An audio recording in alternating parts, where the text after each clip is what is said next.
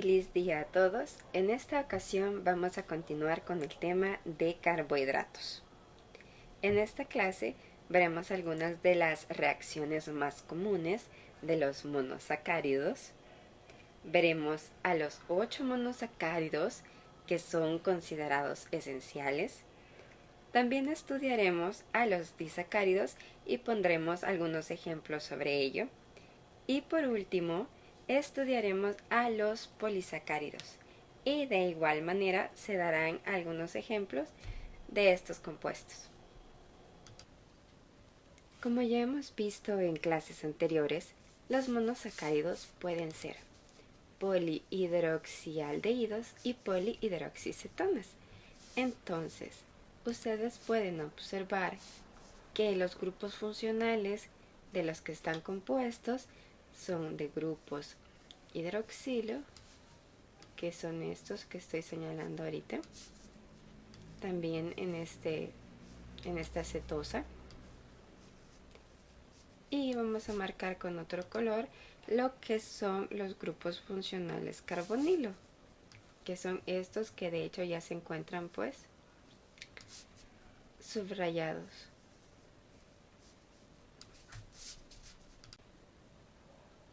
Y ustedes se preguntarán cuál es la importancia de mencionar a estos grupos funcionales.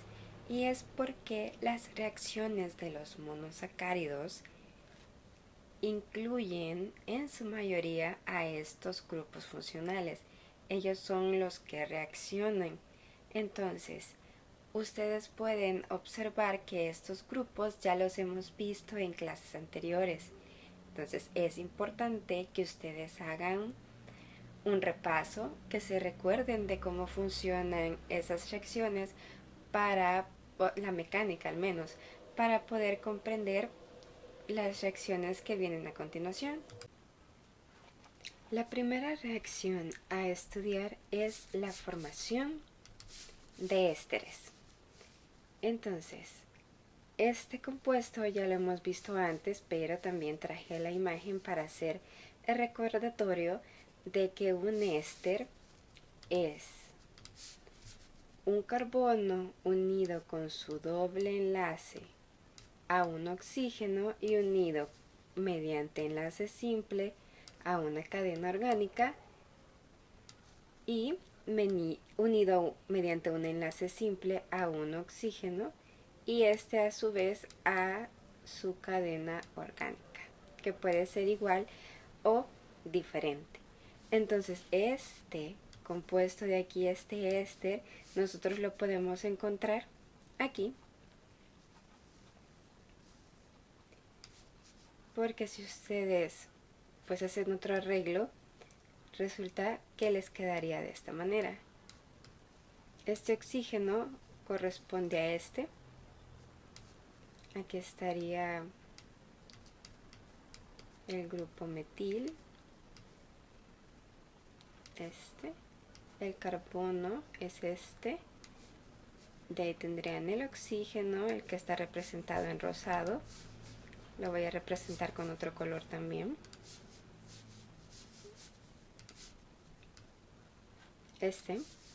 y de ahí tendrían pues la cadena que representaría a todo esto.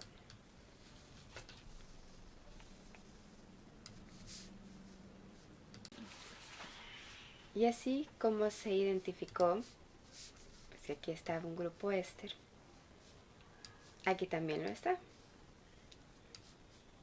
Y acá. Y acá. Y acá. Entonces se puede concluir de que en esta reacción todos los grupos hidroxilo que están presentes en el carbohidrato van a reaccionar. Para formar ésteres a partir de un carbohidrato se tienen dos maneras. Se usa haluros de ácido, como por ejemplo un cloruro de acetilo, o se puede usar un anhídrido de ácido, como es el caso del anhídrido acético. Ambos compuestos deben de estar en presencia de una base. Como comentaba anteriormente, una manera de formar ésteres es haciendo reaccionar un carbohidrato con anhídrido de ácido. Entonces, para explicar esta reacción, tengo a la beta de glucopiranosa y anhídrido acético. Solo de manera de recordatorio, tenemos aquí que esta molécula es beta porque el grupo hidroxilo del carbono numérico, que es este, estoy hablando de este grupo hidroxilo, está hacia arriba. Entonces eso es lo que le da pues su configuración beta. Luego está la notación D. La notación D viene de la posición que tiene el carbono más alejado del grupo funcional principal, que sería este carbono. Entonces, como ustedes pueden observar aquí, este grupo hidroxilo se encuentra hacia abajo, lo que significa que en su estructura de Fischer, en su proyección de Fischer, este grupo hidroxilo se encuentra hacia la derecha. Por lo tanto, su notación es D. Ahora, glucopiranosa, ya se les había mencionado antes, que se nombra así por la similitud que tiene el hemiacetal formado con el compuesto pirano. Bien, ahora que ya hemos repasado la parte de la nomenclatura, ahora ya podemos pasar a explicar la reacción. Lo que sucede en la reacción es que este oxígeno ataca a este carbono y al hacerlo pierde este hidrógeno y la molécula de anhídrido acético, que es esta, se divide en dos y es esta parte que estoy encerrando en celeste la que se une al carbohidrato, es la que se une a este oxígeno y forma nuestro enlace éster. Y es lo que ustedes pueden observar aquí, esta de aquí. Vamos a poner otro color, esta de aquí. Entonces, así como reaccionó para esta parte, ¿sí? Es igual como va a reaccionar con todos los otros grupos hidroxilo. Y es lo que vemos aquí formado, es el resultado que se puede observar aquí en los productos. Bien, solo hay que tener presente de que en caso de esta reacción se puede usar piridina o hidróxido de sodio como el medio básico que se necesita en esta reacción. Ahora podemos ver la reacción de un monosacárido con cloruro de acilo, que es este de acá. Como podemos observar, el producto principal formado es el mismo de la vez anterior. La diferencia es que ahora se va a utilizar pues este reactivo para obtenerlo, ya no va a ser un anhídrido. El proceso de reacción es parecido. Aquí lo que va a pasar es que este oxígeno va a atacar a este carbono y al hacerlo vamos a poder romper el enlace entre el carbono con el cloro, porque ya se sabe que el cloro es un buen grupo saliente. Entonces vamos a tener toda esta parte unida a este oxígeno, y el cloro con el hidrógeno nos van a formar como producto secundario ácido clorhídrico.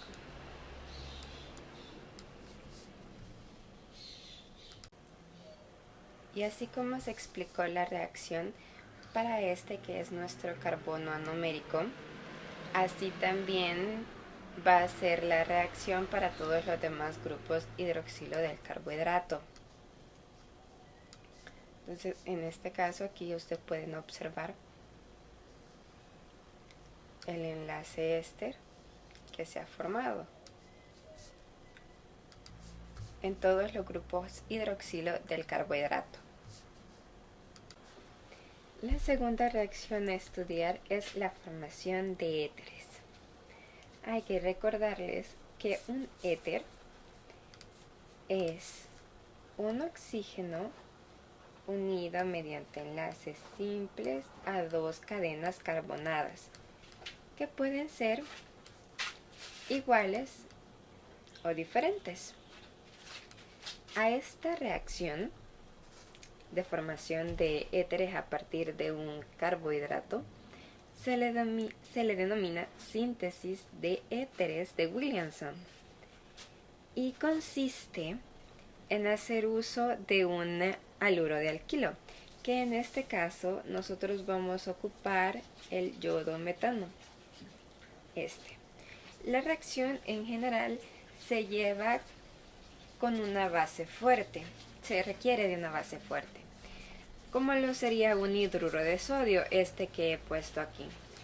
Pero el hidruro de sodio tiene la desventaja de degradar sensitivamente las moléculas de azúcar, por lo que en este caso nosotros no podemos utilizarlo y se ocupa mejor que es el óxido de plata, que es una base moderada y que sirve para los propósitos de esta reacción. Ahora que ya hemos hablado sobre los reactivos que vamos a utilizar, podemos proseguir y realizar un ejemplo. Nosotros vamos a utilizar la alfa-D-glucopiranosa. No creo que esté de más mencionarles de que aquí es alfa porque el grupo hidroxilo del carbono anomérico está representado hacia abajo y eso le da pues una notación alfa. La plata, este óxido de plata, además de que es una base moderada, le da la facilidad a la reacción de hacerse más directa. Entonces, como ustedes habrán podido notar, nos están explicando en sí los mecanismos de reacción, y esto es porque estos temas ustedes ya los vieron. Y entonces creo que sería de mucha más utilidad concentrarse en lo más importante, que sería que en este yodo metano se divide en dos y que esta parte de aquí es la que reacciona con el oxígeno y nos forma este enlace éter que ustedes están viendo aquí. Y como se vio en las reacciones anteriores en donde se estaba formando ésteres, aquí va a reaccionar, el patrón va a ser igual, porque aquí todos los grupos hidroxilo de nuestro carbohidrato van a reaccionar y nos van a formar estos enlaces éteres, todos y cada uno de ellos. Antes de pasarnos a otras reacciones, me gustaría mencionar una característica que tienen los monosacáridos. Y es que los monosacáridos, debido a la gran cantidad de grupos hidroxilo que tienen, ellos son solubles en agua, son solubles en compuestos polares, pero son insolubles en disolventes orgánicos, como lo podría ser el éter. También son muy difíciles de purificar y tienen una tendencia a formar jarabes en lugar de cristales cuando se les elimina el agua. Pero cuando se hace la reacción y se forman los ésteres y los éter, estos sí son solubles en disolventes orgánicos, sí se pueden purificar y sí se cristalizan fácilmente. La tercera reacción a estudiar es la reducción de monosacáridos. Esta se puede dar tanto con una aldosa como con una cetosa. El reactivo a utilizar es borohidruro de sodio y la finalidad de esta reacción es formar un polialcohol llamado aditol.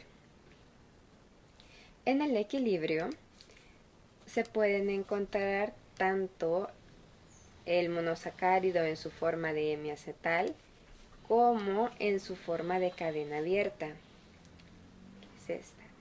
Para realizar esta reacción, lo que uno va a utilizar es esta forma, la de cadena abierta. Enfocándonos ahora en la reacción, hay que especificar que la parte que reacciona es esta. La reacción se hace con este carbono. Bien, entonces, cuando se rompe este doble enlace, se adicionan 2 átomos de hidrógeno para completar los 4 enlaces del carbono. Lo vamos a representar así. Aquí tenemos el resto de la cadena, aquí tenemos el hidrógeno que teníamos desde un principio. Aquí tenemos uno de los hidrógenos que se acaban de agregar, el oxígeno con el hidrógeno, con el segundo hidrógeno que se agrega. Entonces, si ustedes pueden observar, esto se parece mucho a las reacciones anteriores en donde con aldehídos y usando borohidruro de sodio formábamos un alcohol primario. Es exactamente el mismo mecanismo y aquí tendríamos el resultado, que es lo mismo que yo acabo de escribir aquí. Ahora vamos a estudiar la nomenclatura de un alditol, o también conocidos como alcoholes de azúcar. Los alditoles son nombrados adicionando el sufijo itol al nombre raíz del azúcar. Por ejemplo, usando el ejemplo anterior de la glucosa, nosotros tenemos por regla que lo que se debe de hacer es reemplazar la terminación osa, esta, del nombre base del carbohidrato, por itol. Y eso es lo que nosotros podemos observar aquí, que el nombre de este alditol es glucitol. O también de que tiene una excepción y puede ser llamado sorbitol. Ahora se va a estudiar la cuarta reacción, que es oxidación de monosacáridos. Los grupos que son más fáciles de oxidar en una aldosa es su aldehído, que es esta la parte principal, y el extremo opuesto, que sería este, que es un alcohol. Entonces, esto se puede dar por partes. Puede darse la oportunidad en donde solo se oxide este aldehído, y en caso de ser así, nos va a formar un ácido aldónico. Ustedes pueden ver aquí de que la única parte oxidada y que ha formado un ácido carboxílico es esta. Aquí tenemos el ácido carboxílico y todo lo demás de la cadena se mantiene intacto. En caso contrario, en el caso en donde lo que se oxida es el alcohol, y que este nos va a formar un ácido carboxílico, nos formaría un ácido urónico, y todo lo que está de la cadena hacia arriba se mantiene intacto. Y por último, se tiene el caso en donde se oxiden ambos, tanto el aldehído como el alcohol terminal. Y en ese caso, ambos van a formar ácidos carboxílicos en sus extremos correspondientes, y el compuesto a formar tendría el nombre ácido aldárico. Ahora vamos a ver más detenidamente cada una de estas reacciones con sus reactivos correspondientes. Antes de comenzar a detallar las reacciones, sí me gustaría comentar que la oxidación se usa para identificar los grupos funcionales de un azúcar, para ayudar a determinar su estereoquímica y como parte de una síntesis, para convertir un azúcar a otro. Ya teniendo eso claro, sí podemos pasar a explicar las reacciones. La primera reacción a tocar va a ser la oxidación de una aldosa a ácido aldónico. Para realizar esta reacción, nosotros necesitamos de este reactivo, a quien le vamos a llamar agua de bromo. El agua de bromo oxida a este aldehído que tenemos nosotros en el carbono número 1 y que está encerrado en este recuadro, lo oxida a un ácido carboxílico, que está aquí. Y todo lo demás que está en la cadena de la aldosa se mantiene intacto. Ustedes pueden observar cómo es exactamente lo mismo. El reactivo de agua de bromo se usa en estas reacciones de oxidación porque no oxida a los grupos hidroxilo.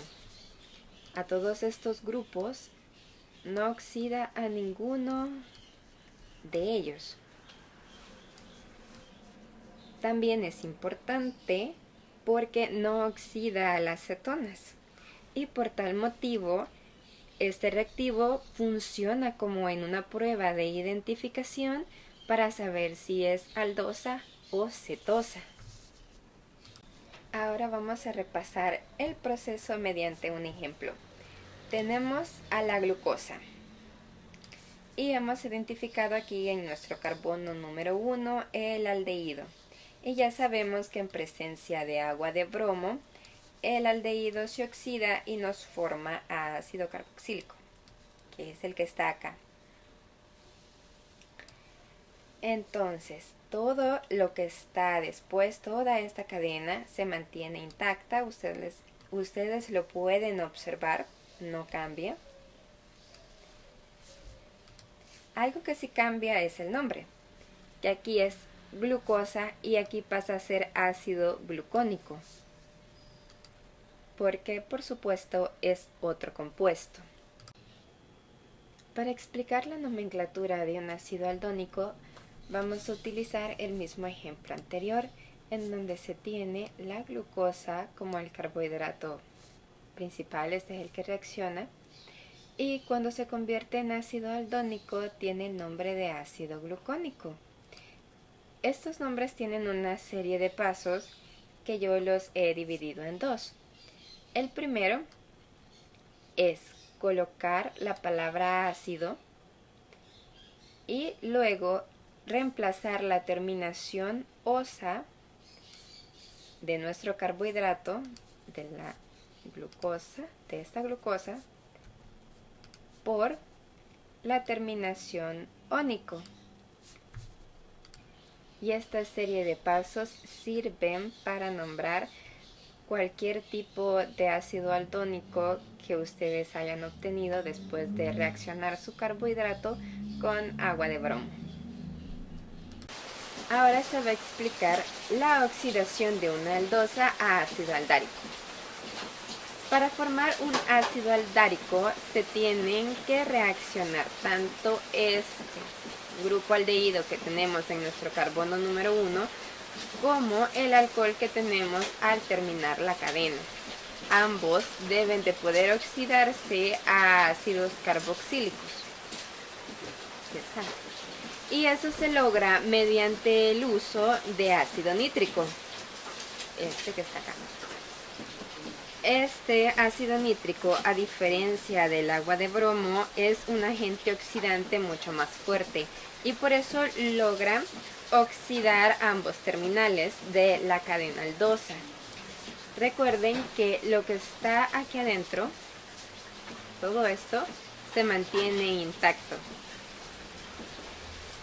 Y bueno, se pasa de tener una aldosa a ácido aldárico. Ahora vamos a repasar el proceso mediante un ejemplo. Aquí tenemos a la glucosa, que es nuestro aldosa, y aquí vamos a identificar a nuestro aldehído, que está aquí en nuestro carbono número 1, y el alcohol, que está en el carbono terminal. Bien. Ambos se van a oxidar mediante el uso de ácido nítrico y van a formar ácido carboxílico. ¿Ve aquí? Teniendo en ambos extremos el ácido carboxílico, nuestro compuesto ahora llevará el nombre de ácido glucárico. Sin olvidarse, por supuesto, de que todo lo que está aquí en la cadena, en medio, no reacciona y se mantiene intacto. Solo son los extremos los que se van a oxidar. Ahora se explicará la nomenclatura de un ácido aldárico. Vamos a utilizar el mismo ejemplo anterior en donde tenemos como carbohidrato la glucosa y que al reaccionar con ácido nítrico nos forma el ácido glucárico. Esta nomenclatura también tiene sus pasos, que en este caso se coloca de primero la palabra ácido. Luego se reemplaza la terminación osa, que viene de aquí, osa, por árico, que es la que ustedes pueden observar acá. Y esos son los pasos que ustedes tienen que utilizar para nombrar cualquier tipo de ácido aldárico proveniente de cualquier otra aldosa. Bien, ahora vamos a estudiar la oxidación de una aldosa a ácido urónico. Vamos a utilizar la glucosa como ejemplo. La tenemos en nuestra proyección de Fischer, así como en la conformación de silla. En esta reacción, lo único que va a reaccionar es este extremo, que es exactamente este mismo que podemos observar aquí. Esta reacción se ha tratado de hacer en laboratorio, pero no se han encontrado un reactivo que pueda llevarla a cabo de manera exitosa, por lo que se necesita de tener una enzima, para poder oxidar este grupo, para poder oxidarlo y tener nuestro ácido carboxílico, que lo pueden ver aquí y también lo pueden encontrar acá. Y haciendo uso de esa enzima es que se logra pasar de glucosa a ácido glucurónico. Ahora se va a estudiar la nomenclatura de un ácido urónico. Para eso se van a seguir los siguientes pasos. Y se va a ocupar el mismo ejemplo anterior y vamos a partir desde la glucosa. El primer paso es colocar la palabra ácido, que ustedes la pueden observar aquí, ácido. Luego se reemplaza la terminación osa por urónico. Entonces, esta terminación de nuestro carbohidrato es reemplazada por urónico, que es esta parte de aquí. Y como resultado les daría ácido de glucurónico. El siguiente tema a explicar es un punto clave. Se trata de la tautomería cetoenol. Cuando se estaba explicando la oxidación de una aldosa a ácido aldónico, yo les mencioné que una de las razones por las que se utiliza el agua de bromo es porque no reacciona con cetosas. Pero de clases anteriores, ustedes ya saben que las cetonas en general no se oxidan. Entonces, ¿cómo es que las cetonas y las cetosas, teniendo el mismo grupo funcional, reaccionan diferente? Y no es que reaccionen diferente. Lo que pasa es que una cetosa es capaz de convertirse en una aldosa mediante este tipo de reacción, de esta tautomería cetoenol. Para explicar este tipo de reacción se va a hacer uso de la D-fructuosa. Entonces, en un medio básico, en este caso, vamos a observar que este grupo funcional pasa a ser un enodiol. Ustedes pueden ver aquí el doble enlace entre el carbono y el oxígeno y que en el enodiol ahora el doble enlace existe entre el primer y segundo carbono. Primer y segundo carbono. Doble enlace. Este enodiol a su vez también puede cambiar en presencia de un medio ácido y formar una D-glucosa o una D-manosa, teniendo en cuenta que nosotros partimos desde la D-fructuosa. Entonces, aquí lo importante es que vean que lo que se tiene aquí arriba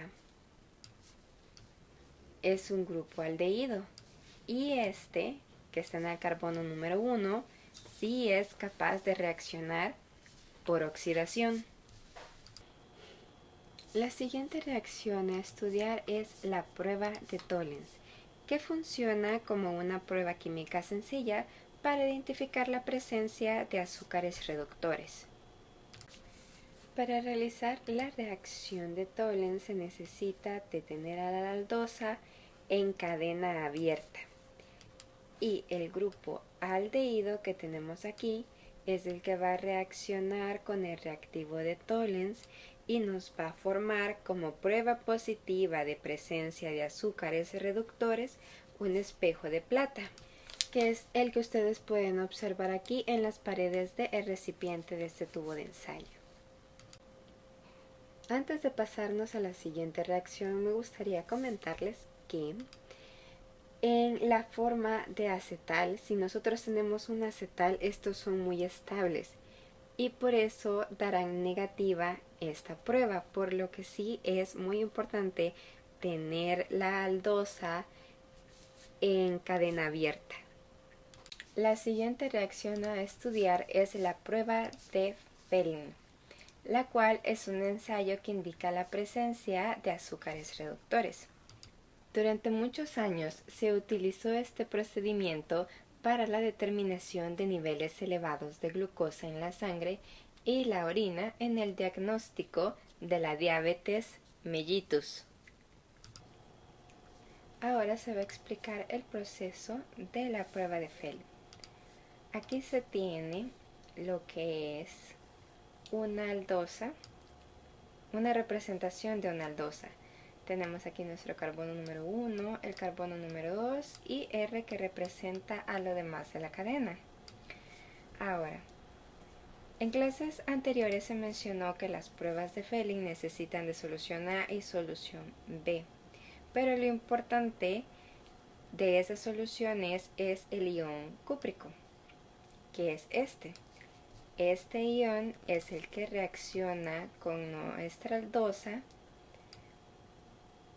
para generarnos un precipitado rojo ladrillo, que es producto de la reducción del ion cúprico a ion cuproso, que está aquí. La reacción se da en medio básico y lo significativo de la prueba es que pasa de tener un color azul en la solución a presentar un precipitado de color rojo, que es la evidencia positiva de que existen azúcares reductores.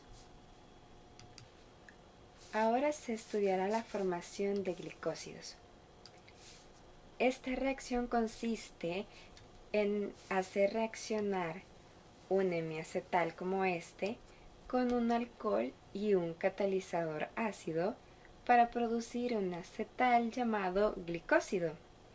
Para explicar esta reacción de manera breve, se usará como ejemplo a la beta de glucopiranosa. se tendrá también el metanol como alcohol y se utilizará ácido clorhídrico como el catalizador ácido. En sí, lo que sucede, solo déjenme borrar esto, lo que sucede es que el grupo hidróxido que está en el carbono anomérico es reemplazado por el grupo OR del alcohol. ¿Cuál es ese grupo? Es este que está aquí. Este es el OR proveniente del alcohol. Y el que va a reemplazar este grupo hidróxido del carbono numérico. Entonces, esta reacción dará como resultado una mezcla alfa y beta del acetal formado. Sería del acetal formado cuyo nombre es glucopiranósido. Entonces, aquí tenemos nuestra mezcla alfa y beta. Y aquí podemos observar el punto en donde sustituyó el grupo OR del alcohol. Hay datos muy importantes a tener en cuenta y es que los glicósidos son estables en agua neutra y que ellos no están en equilibrio con su forma de cadena abierta y no muestran mutarrotación. Y esto es porque son muy estables, pero sí es posible convertirlos de vuelta al monosacárido libre haciendo una reacción de hidrólisis en un medio ácido acuoso. Ahora se va a estudiar la nomenclatura de los glicósidos y para eso se va a hacer uso de los ejemplos anteriores. Aquí tenemos el nombre del hemiacetal antes de reaccionar y aquí tenemos los nombres de la mezcla de acetales formada después de la reacción. Para nombrar a los glicósidos se van a seguir los siguientes pasos. Primero, se va a reemplazar la terminación osa por óxido. Entonces, aquí tenemos el nombre del beta de glucopiranosa. Esta terminación osa es la que va a ser reemplazada. Entonces, aquí abajo vamos a tener glucopiranósido. Y en el siguiente, glucopiranósido. Bien, el segundo paso dice que luego se debe de citar el nombre del grupo alquilo. ¿Y cuál es el grupo alquilo? El grupo alquilo es este que tenemos aquí. Este. Y es un metil. Y como se les decía en las diapositivas anteriores, de que esto es una mezcla, este por ir hacia abajo es alfa de glucopiranósido de metilo. Y este por estar hacia arriba es beta de glucopiranósido de metilo. Y así como se ha nombrado a estos compuestos, ustedes son capaces de nombrar cualquier otro glicósido que se haya formado. Hay algo importante que hay que aclarar y es que el nombre glicósido es el nombre que se le da al grupo funcional para cualquier azúcar, mientras que glucósido es el nombre del glicósido formado específicamente a partir de la glucosa. Ahora se va a estudiar la formación de osazones. El proceso consiste en reaccionar una aldosa o una cetosa con un exceso de fenilhidracina, que es este compuesto que tenemos aquí. Y al reaccionar siempre lo van a hacer en el carbono número 1 y en el carbono número 2 del carbohidrato que tengamos, formando en ambos fenilhidrazonas, que es lo que ustedes pueden observar aquí y aquí. Si ustedes recuerdan de las clases de aldehídos y cetonas, se mencionaba que cuando se van a formar las fenilhidrazonas, lo que queda es un doble enlace entre el carbono y el nitrógeno que ataca nucleofílicamente, que en este caso es este que ustedes pueden ver aquí. Y dado que en esta ocasión estamos en un exceso de fenilhidrazona, también ataca al segundo carbono y forma exactamente lo mismo, se forma un doble enlace con el nitrógeno. Un dato interesante es que si ustedes comparan una aldosa y una cetosa que tengan la misma cantidad de carbonos y las hacen reaccionar con fenilhidracina y les generan sus correspondientes osazonas, se van a dar cuenta de que en ese caso que tienen la misma cantidad de carbonos, la osazona proveniente de la aldosa es igual a la osazona proveniente de la cetosa, que no hay diferencia. Y de hecho eso lo pueden notar aquí. Este compuesto que se ha producido de la cetosa es exactamente igual al que se ha producido de la aldosa. Otro punto interesante a tocar es que el término osazona se deriva del sufijo osa de un azúcar. Y la otra mitad del nombre proviene de la palabra hidrazona. Y si unen esas dos palabras, osa que viene del azúcar y zona que viene de la fenilhidrazona, completan el nombre de la osazona. La mayoría de las osazonas se cristalizan con facilidad, tienen puntos de fusión bien definidos para cristalizarse. Ahora se va a estudiar a los 8 monosacáridos esenciales. Nuestro cuerpo necesita obtener estos 8 monosacáridos para funcionar apropiadamente, aunque nosotros podríamos biosintetizarlos a partir de precursores más simples, pero en términos de energía es mucho más eficiente obtenerlos a partir de la ingesta diaria.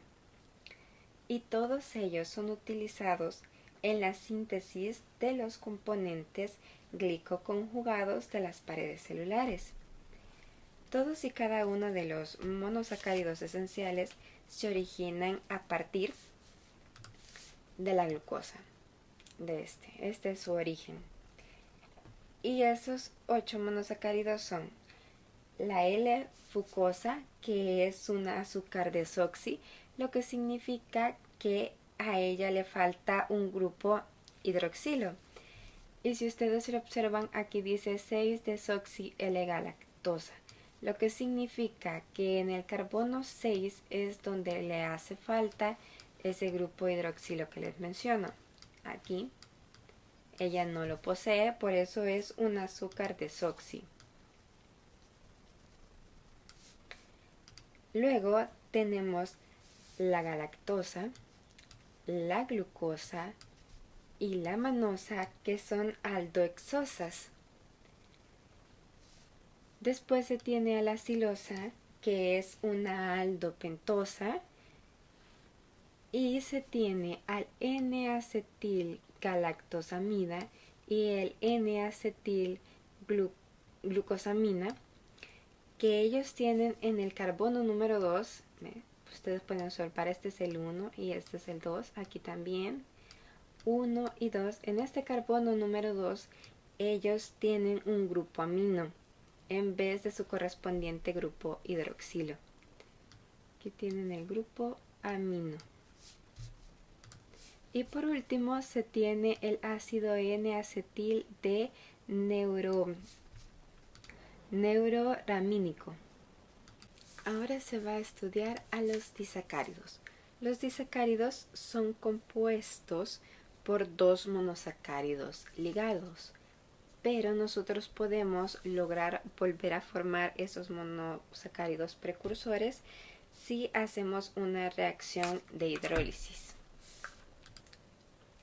Los disacáridos contienen un enlace acetal glicosídico entre el carbono anomérico, podría ser este, y un grupo hidróxido en cualquier posición en otro azúcar, que es este. Este sería nuestro enlace glicosídico. Es bastante común que este enlace se encuentre entre el carbono 1 de la primera azúcar y el hidróxido del carbono 4 de la segunda azúcar, para tener un enlace que sea 1,4.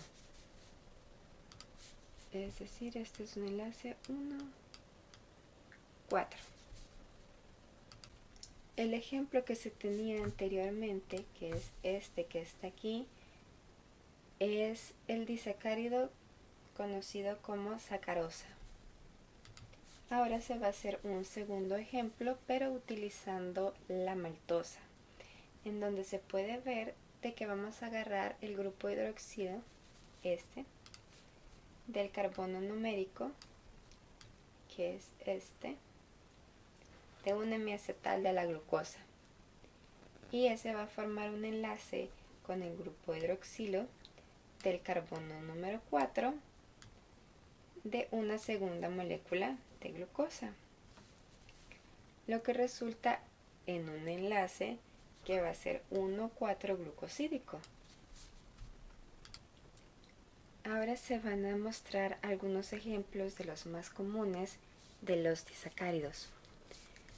Tenemos a la maltosa y a la celuliosa.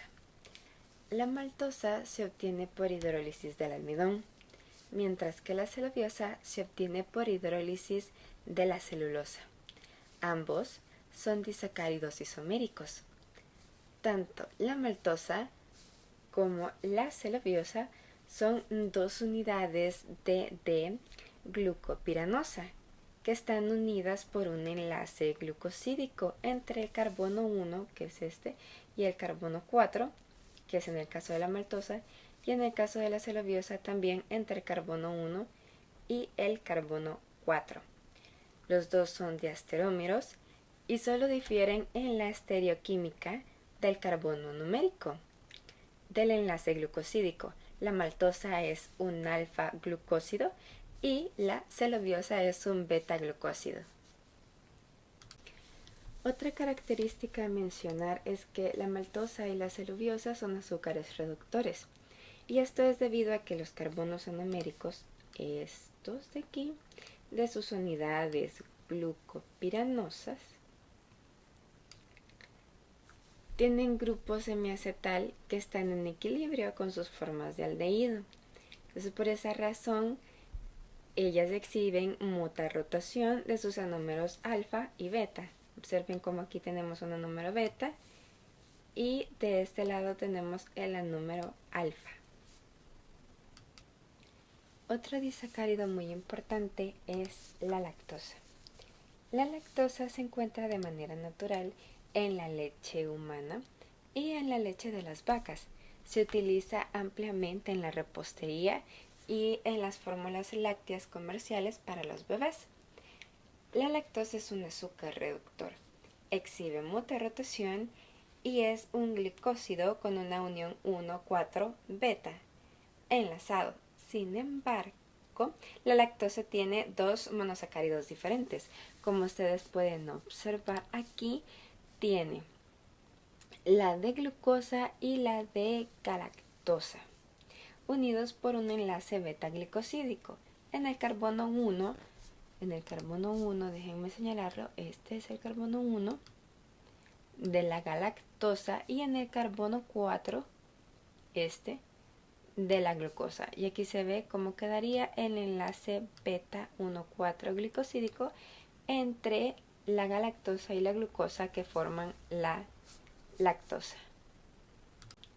Otro punto importante a destacar de la lactosa es cuando las personas no pueden producir suficientes cantidades de la enzima lactasa, que es la encargada de hidrolizar la lactosa.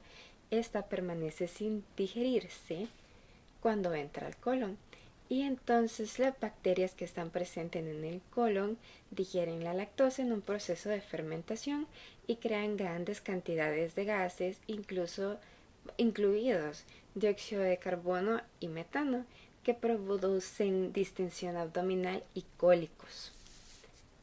En muchos productos lácteos comerciales ya se está comenzando a agregar la lactasa para descomponer la lactosa. La sacarosa, otro ejemplo de disacárido. La sacarosa es la unión de una D glucosa con una D fructuosa, que están unidas ambas mediante su carbono anomérico. En el caso de la glucosa, este sería su carbono número 1, y en el caso de la fructuosa, este sería su carbono número 2. Ese tipo de unión les genera un enlace glicosídico, que es este, que es alfa beta 1,2 glicosídico, y eso le confiere como características bien especiales. Por ejemplo, la sacarosa, a diferencia de otros disacáridos, no es un azúcar reductor y tampoco experimenta muta rotación, y es por ese mismo hecho de su enlace alfa beta 1,2 glicosídico. El siguiente tema son los polisacáridos. Entonces, aquí ustedes tienen el ejemplo de un segmento de celulosa. La celulosa es un polisacárido y, como se puede observar, son muchísimas azúcares simples que están unidas a través de enlaces glicosídicos. Debido a que solo se tiene un grupo hidroxido anomérico libre en el extremo de una cadena muy larga, los polisacáridos no son azúcares reductores y no muestran muta rotación apreciable. La celulosa y el almidón son dos polisacáridos de los más ampliamente distribuidos. Podemos clasificar a los polisacáridos en homopolisacáridos y heteropolisacáridos. Los homopolisacáridos son los que contienen un único tipo de monosacáridos. De hecho, aquí lo pueden observar en la imagen que todas estas figuritas representan un monosacárido y todas son iguales, todas tienen el mismo color y la misma forma. Ahora, el heteropolisacárido es cuando se contienen dos o más tipos diferentes de monosacáridos, y es este que se ha querido representar aquí. Ustedes ya pueden ver de que cada una de estas figuritas que representa un monosacárido tiene colores diferentes que representan su heterogeneidad. Se verán tres polisacáridos de mayor importancia: la celulosa, el glucógeno y el almidón. Los tres están formados por la unión de muchas moléculas de glucosa, es decir que son homopolisacáridos, y su función es parecida. Ellos funcionan como reserva de energía para el organismo que los contiene. La celulosa y el almidón se encuentran en los vegetales y el glucógeno es el único que se puede encontrar en los animales. Bien, primero se va a explicar la celulosa. La celulosa es la principal materia estructural de las plantas. Consiste en varios miles de unidades de glucosa que están unidas por enlace 1,4 beta glicosídicos. Y lo que ustedes le tienen que poner muchísima atención es a la estructura, a esta estructura. Aquí se encuentran los enlaces 1,4 beta glicosídicos de todos los monosacáridos glucosa que están unidos en esta celulosa. Y vean cómo ellos forman pues una línea recta, no tienen ramificaciones. El siguiente polisacárido a estudiar es el almidón, que ya se había comentado que es una forma de almacenamiento de glucosa en las plantas, y lo podemos encontrar en gránulos insolubles como en el arroz, el trigo, las papas y los cereales. El almidón está compuesto por dos tipos de polisacáridos: la amilosa y la amilopectina. Pero tanto la amilosa como la amilopectina están compuestos por glucosa. Lo importante de esta parte son las estructuras. Aquí se tiene la cadena no ramificada de amilosa. La amilosa comprende casi un 20% de la masa del almidón y consiste en cadenas de glucosa que tienen enlaces 1,4-alfa glicosídicos, que son estos enlaces de aquí. 1,4-alfa glicosídicos. Y luego se tiene la amilopectina, que es esta estructura que estoy encerrando aquí ahorita. La amilopectina constituye el 80% del almidón vegetal. Es un polisacárido de cadena ramificada, a diferencia de la amilosa, que esa sí no tiene ramificación. Pero los enlaces que conectan a las glucosas son alfa 1,4 glucosídicos, que serían estos. Ahora, los enlaces que cambian son los que conectan las ramificaciones. Los enlaces que conectan una ramificación con otra son alfa 1,6 glucosídico, que es este que está acá. Ahora se va a explicar la prueba de yodo con Lugol, que es específica para el almidón. Para eso se necesita de tener el reactivo Lugol, en donde se encuentra el yodo, y una fuente vegetal que contenga almidón, que podría ser perfectamente un alimento. Esta prueba consiste en que va a reaccionar el yodo que se encuentra presente en el Lugol con el almidón.